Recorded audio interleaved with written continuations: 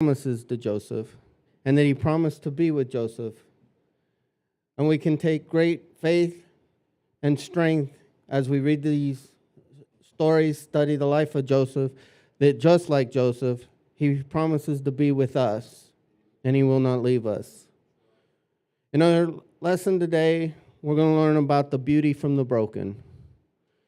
We must remember that we need to surrender our past to God and allow Him to make something beautiful out of our brokenness. Our focus verses today are found in two places, Genesis 45, 7 through 8, and Genesis 50, verses 20. And in chapter 45, starting in verse 7, "And God sent me before you to preserve you a posterity in the earth, and to save your lives by a great deliverance. So now it was not you that sent me hither, but God. And he hath made me a father to Pharaoh, and lord of all his house, and a ruler throughout all the land of Egypt." And in chapter 50, verse 20, "But as for you, you thought evil against me, but God meant it unto good to bring to pass, as it is this day, to save much people alive." We often don't know the final chapter of our days. We see things from as we're living a moment. It's only in hindsight or as we reflect on our life that we notice that God truly was with us, even in our lowest points, throughout the valleys that we walk through. One such person that did not see right away of everything that they were able to accomplish is a woman by the name of Corrie ten Boom. Most of us realize that she's the author, the one that wrote about the hiding place. She detailed her horrible experience in Ravensbrück prison, having seen her father for the last time as she was carted off, watching her sister die in the prison that she was. And yet, she became a woman that was used to tell of the mercies and the grace of God. There's an old Dutch saying that says, "You can tell a man by the way he meets your eyes." Unfortunately, she was unable to take this saying true to heart, for one day she didn't feel very well. She was a watchmaker by trade, a trade she learned from her father. As she went down to conduct her business daily, they had been hiding Jews for some time. She was quite ill that day when a fellow Dutchman entered her shop, asking her eagerly to help her with money in order to bribe the police officers, supposedly for arresting his wife, because they too had harbored Jews. There was just one problem with this. He would not look her in the eye. In fact, she writes in her book that he actually looked somewhere between her nose and her chin. Had she been well, she may have not done her next action. But being ill, also being confronted with an activity that she herself was involved in, she didn't think nothing of it, but simply told the gentleman to please come back later, give her time to raise the money, which he did. He left empty-handed. She thought, thinking to go make preparations for his wife, she trying to figure out how to get the money. Unfortunately, he went straight to the Gestapo because it was a trap. She learned his name later on while she was in jail. His name, Jan Vogel, one that meant nothing to her in times past. But now this was the man that was working with the Nazis and the Gestapo. Not only was he working with them, but it seems that ever since Germany occupied Holland, this man fell in lots with the enemy. An excerpt from her book said that flames of fire seemed to leap around the name in my heart. I thought of father's final hours, alone, confused, left in a hospital corridor. I thought of the underground work so abruptly halted. I thought of Mary Atali, arrested while walking down a street. And her next sentence is one that most people could identify with and probably would justify. She said, I knew that if Jan Vogel stood in front of me now, I could kill him. Jacob's house suffered famine. For in Genesis 41, the last couple verses said, the famine was over all the face of the earth, and Joseph had opened the storehouses and sold to the Egyptians. Yet the famine waxed sore in the land of Egypt, and all countries came into Egypt to Joseph to buy corn, because that the famine was sore in all the lands.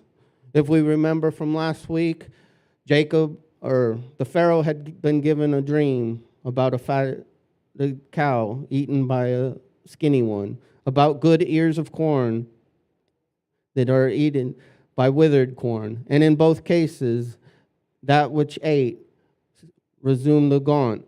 And Joseph was able to interpret the dream correctly and let him know that there was going to be a famine. The Pharaoh looked on Joseph with favor and said, there's none other wiser than him. So he gave him second in command of all the lands, and everything that Joseph was then able to do was for the salvation of Egypt.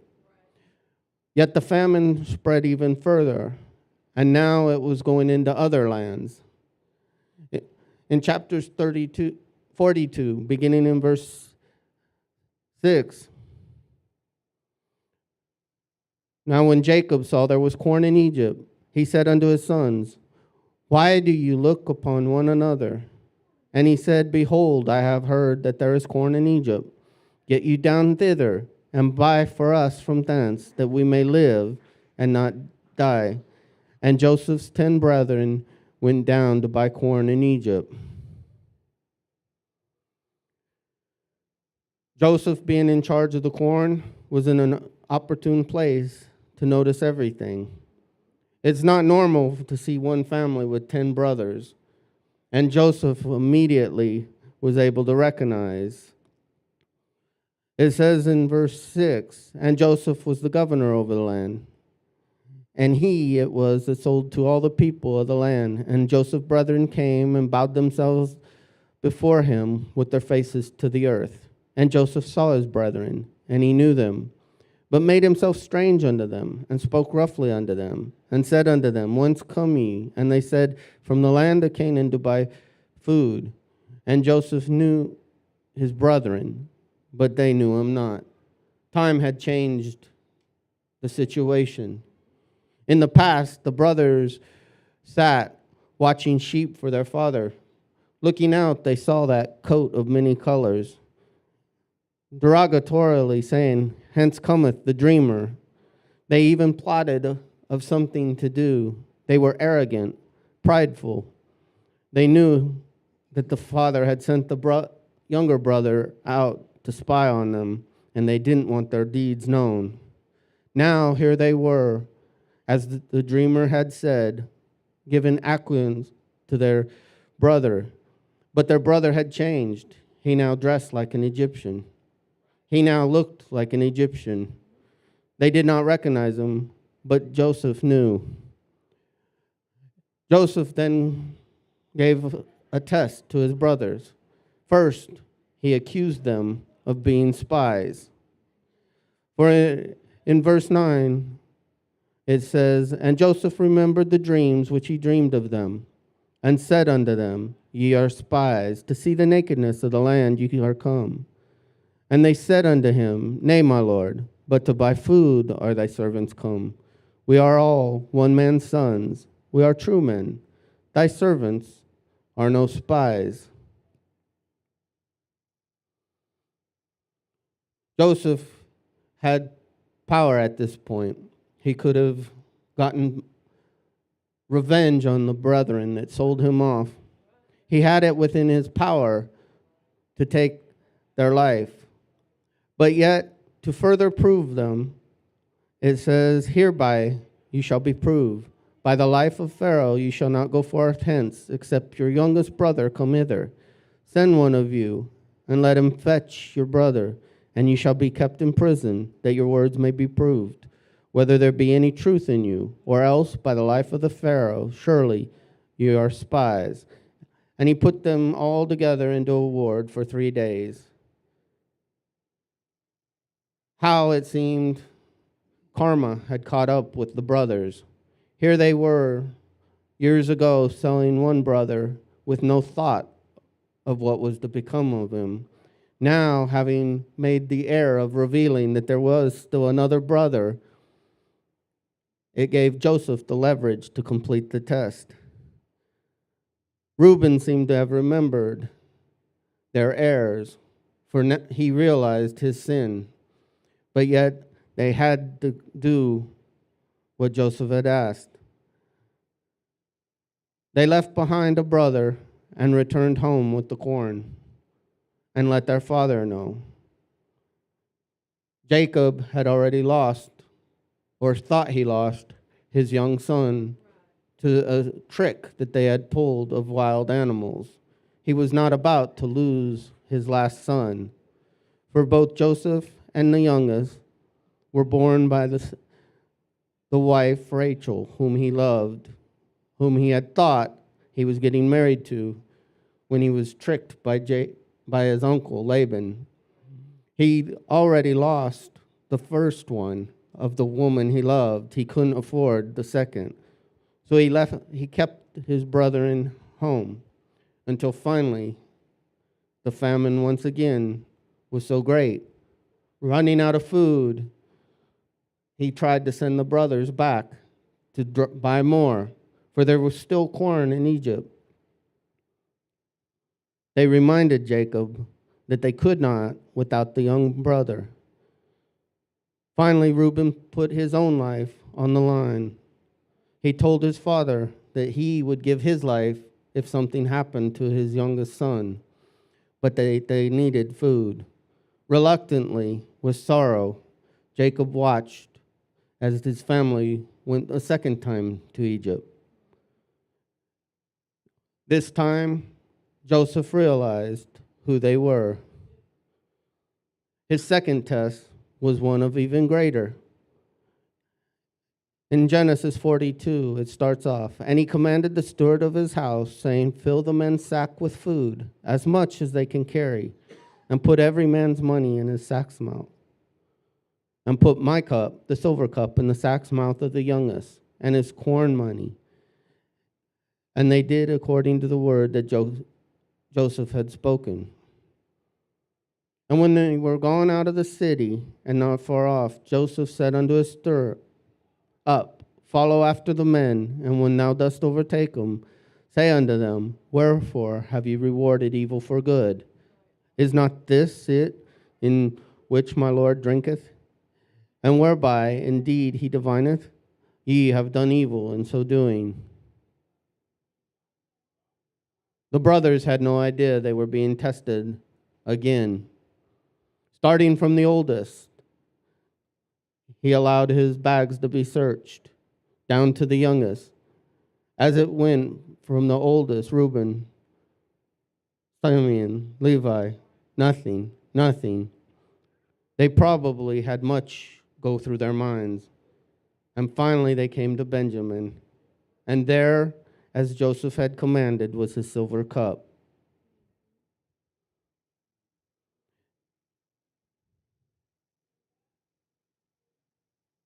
Joseph had 13 years from the time he had been thrown in prison.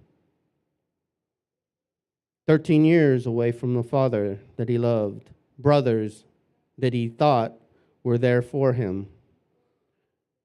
13 years where he had many difficulties, tests, and trials. he would find himself in Potiphar's household. Here he was thinking, at least I may be in a foreign land, things are well, only to be trapped by a woman with evil deeds. Doing nothing, he finds himself not elevated, but now cast into a prison. But rather than get bitter, he made the best of it. He gave dream interpretations to a butler and a baker, each receiving full due what was interpreted, thinking maybe I'll get out of here. And we had read last week how it was 2 years before the butler remembered what was spoken. Finally, elevated, second in command only to the Pharaoh. Joseph never saw that from the initial dream. Joseph changed in 13 years. Early on, he was aloof, a speak it like I think it type person. He meant no malice when he was telling his parents and his brethren of the dream. Like any person with something they want to share, usually they blurt everything out without thinking how others would receive it. His brothers, after 13 years, went from being arrogant, prideful, schemers, now bowing, asking their brother, we would do well to see how Joseph handled things. Joseph, if anyone, had a right to be bitter. But with each experience, he knew God had been with him. And he didn't get bitter, but with each experience, he got better. How do we act when we go through our trials and tribulations? All we're looking at is the prison cell we're in currently. With each step of the way, God had been preparing Joseph to be the second in command. You couldn't take a young lad with no knowledge of a country, with no knowledge of its ways, and simply put him in charge. But in time, Joseph learned the ways of the Egyptians. He learned how to be a better person. He learned how to do that which was entrusted. And we too, if we would be honest, when we get and face our life's challenges, are often more equipped to handle things after the fact. We don't realize that to get from mountaintop to mountaintop, there is a valley in between. We don't know the length of the valley. We don't know the height of the next mountain. But by the time we get to the next mountain, we can look back and realize how far we've come. But it's a process. Finally, the story says that Joseph could not refrain himself before all of them that stood, and he cried, "Cause every man to go out from me." And there stood no man with him, while Joseph made himself known unto his brethren. Joseph couldn't bear to do anything else. Could he have gotten bitter? Of course. Could he have reacted as Cain did with Abel and slew him? Yep. Would he have been justified in his actions? Many times people would say, yeah. And yet Joseph said unto his brethren, I am Joseph. Does my father yet live? And his brother could not answer him, for they were troubled at his presence. He had to say to them, come near. And as they came near, he reveals himself again. I am Joseph, your brother, whom you sold. Now therefore be not grieved, nor angry with yourselves, though you sold me hither. For God did send me before you to preserve life. For these 2 years hath the famine been in the land, and yet there are 5 years, in which shall neither be earing or harvest. And God sent me before you to preserve you a prosperity in the earth, and to save your lives by a great deliverance. Joseph realized that he was there with the hand of God still on him. When we go through troubles, do we raise our fists and blame our situations? Or perhaps, like Joseph, could we look at it and realize God is still present with us? He gave Joseph a dream many, many years ago that his family would be bowing before him. He didn't realize what he was dreaming. And yet here he was, 13 years later, watching his brothers bow before him, needing his assistance. Years ago, he would not have been ready, and yet now he knew what he must do.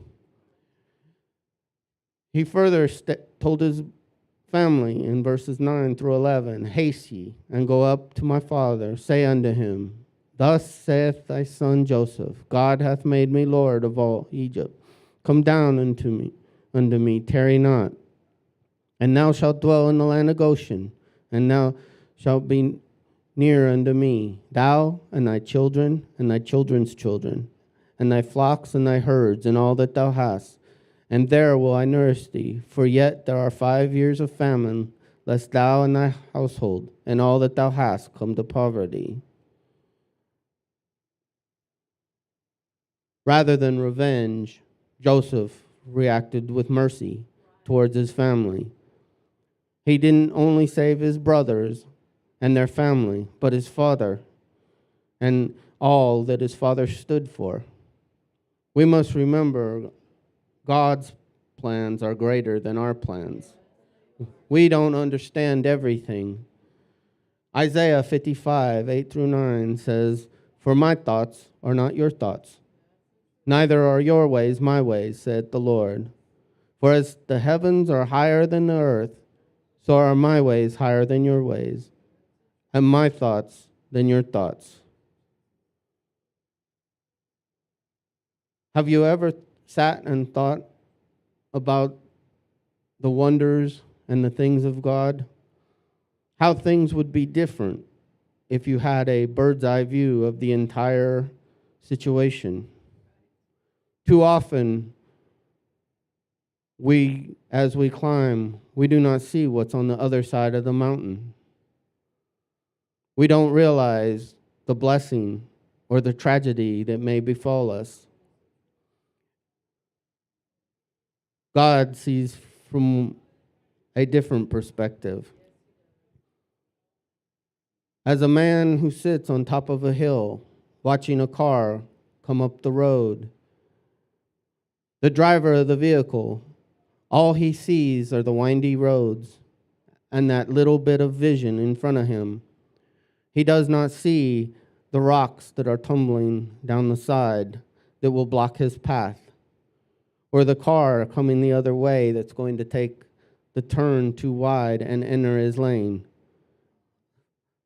Perspective changes everything. Romans 11 and 33 says, "Oh, the depths of the riches, both of the wisdom and knowledge of God. How unsearchable are his judgments and his ways past finding out." We would do well to remember that God has everything in his hand. What we think is a disaster, God is simply making a masterpiece. It takes time. We call him a potter. But if you've seen pottery made in the hands of the potter, it's simply a lump of clay to those that are observing. But the potter doesn't see the clay. He sees a vessel. He sees a pitcher. He might see a precious plate. He already knows what that lump will become.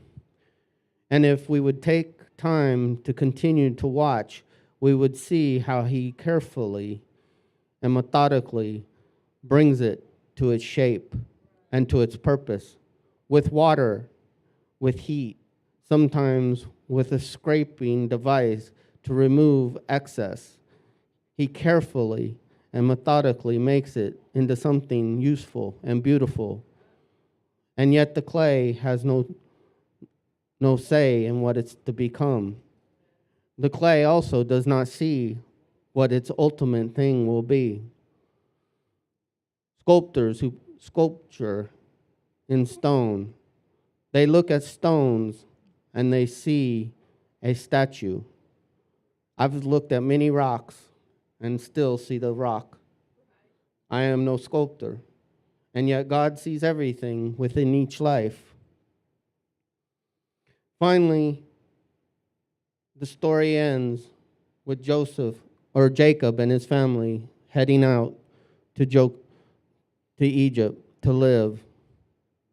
And Joseph meets his family and says, "It shall come to pass when the Pharaoh shall call you and shall say, what is your occupation? That you shall say, thy servant's trade hath been a cattle from our youth even till now, both we and also our fathers, that you may dwell in the land of Goshen. For every shepherd is an abomination to the Egyptians." Joseph knew how to spare his family. He let them know ahead of time so that you're not blended in and you get good land. This is how you should answer. And Joseph placed his father, his brethren, and gave them a possession in the land of Egypt, in the best of the land, in the land of Ramses, as Pharaoh had commanded. And Joseph nourished his father, his brethren, and his father's household with bread according to their families. Joseph was a perfect vessel to be used. It didn't have to be Joseph. It could have been any of the other brothers. And yet God saw something in Joseph from a young age that he could work with. Reuben got a blessing from his father, one of being unstable as water in all his ways. Simeon and Levi got blessed from their father, but yet being violent men who would do things. Each brother received a blessing, and yet God saw that Joseph was one he could work with. We never know what God sees, for we look out on the outward man. We see his features. We see his wealth. We see what he states to us, and yet God notices the heart. Finally, Jacob knew it was time for him to pass on. And he called his sons and said, "Gather yourselves up, that I may tell you that which shall befall you in the last days. Gather yourselves together, and hear ye, sons of Jacob, and hearken unto Israel your father." And with that, Jacob blessed each of his sons, from oldest to youngest. And then he went. Joseph now was totally in charge. His brothers realized that now their life truly was in his hand. And they went back and fell down before his face and said, "Behold, we be thy servants." Once again, Joseph was given the opportunity to be bitter, and yet he became better. For he said unto them, "Fear not, for am I in the place of God? But as for you, ye thought evil against me, but God meant it unto the good, to bring to pass as it is this day, to save much people alive. Now therefore, fear ye not, I will nourish you and your little ones." And he comforted them, and he spoke kindly to them. God knows how to take what is meant for evil and make something good out of it. We may not see it directly as God sees, but we would do well to take heed in our trials and see if God is working something out. God can always take something meant to destroy and to make it beautiful. We must remember we were called out of darkness into his marvelous light. That God gave us the deliverance. God gave us our past to be a testimony. God allowed us to go through our trials so that others would see he has the ability to break chains and to do wonders. When we look at the various stories in the Bible, remember the demonic of Gadarenes, one that was cast out kept away, shunned, unable to be with people. When Jesus showed up, he was in his right mind and clothed. The woman at the well who came at noon hour to avoid her past, to avoid those gossipers, to avoid those that knew her all too well. And yet Jesus shows up to where she returns home and tells all those around, come and see a man who has told me everything. The woman caught in adultery, the very act, so they say, and yet where was the guy? A trap, hoping to trap Jesus, and yet he simply doodles in the sand. And from oldest to youngest, they drop their stones, unable to fully cast the stone against her. Alone, ashamed, unable to have justification, he simply asks, where are her accusers? And she says, they are gone. And with love, he picks her up and tells her, neither I accuse you, but go and sin no more. We must remember at Jesus' early ministry, as he stood coming out of a desert in power, driven for 40 days to be tempted, but now returning victoriously, handed the Torah law. He opens the scripture and says, the Spirit of the Lord is upon me, because he hath anointed me to preach the gospel to the poor. He hath sent me to heal the brokenhearted, to preach deliverance to the captives, and the recovery of sight to the blind, to set at liberty them that are bruised. We have a ministry of reconciliation that this world needs. When they look at us, we need to remember they're poor, they're brokenhearted, they're captive to their sinful ways, and they need the sight of light so that they could be set at liberty. The story of Corrie ten Boom doesn't end in Ravensbrück. Yes, she watched her sister die. Eventually, her sister convinced her that she needed to let it go, for her anger had consumed her. She had gone in with a hidden Bible. She was leading secret Bible studies in the prison. And yet, once she found out the man that betrayed her, with hatred strong enough to want to kill, she grew ill. She could not sleep, even though she was exhausted. And it was her sister that reminded her that love conquers all. In desperation, fatigue, exhaustion, she finally prayed for forgiveness for the one that betrayed her. She prayed that God would bless Jan Vogel and his family and anything else that he put his hand to. And she asked God to forgive her for the murder in her heart. She was able to touch countless of lives by letting them know that God is a Savior and that God loves them. She was able years later to even go back to a German death camp and transform it into a healing home for those homeless Germans that had their lives ravaged by war. She even turned her own house into the house of healing and to welcome those that were like Vogel, who had even betrayed their own countrymen. When we look at the life of Joseph, Joseph's life had many difficulties and trials. God blessed him and gave him a dream, encouraged him through his dream that one day he would stand before many. Joseph, not fully understanding God's ways, just knew to hold on. It led him to Egypt. It led him to a prison. And finally, it got him to where he needed to be. But we just came out of the Easter season with the resurrection of the Lord, knowing that God had conquered death, hell, and the grave.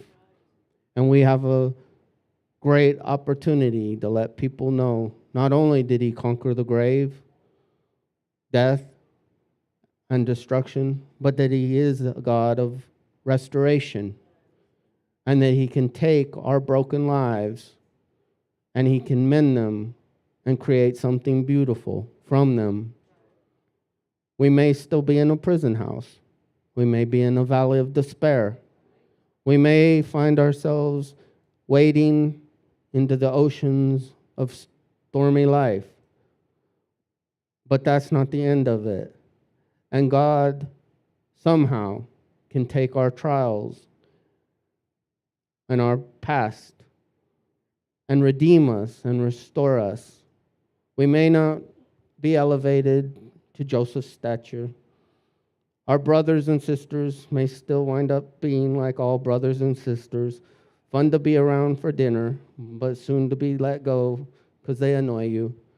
But yet God can take a life and put it back and restore it to where we can see beauty if we would not get bitter, if we would remember God's ways are above our ways, that God's thoughts are above our thoughts, and then anything, God's riches and his knowledge are completely unsearchable, and his judgments and his ways past finding out. As we go forth this week, let us remember that God's still working on us. We're still sitting somewhere on that potter's wheel. We may have the water poured over our clay. We may feel the fingers of the potter shaping, or he may even bring that sharp object, scraping off anything that is unnecessary.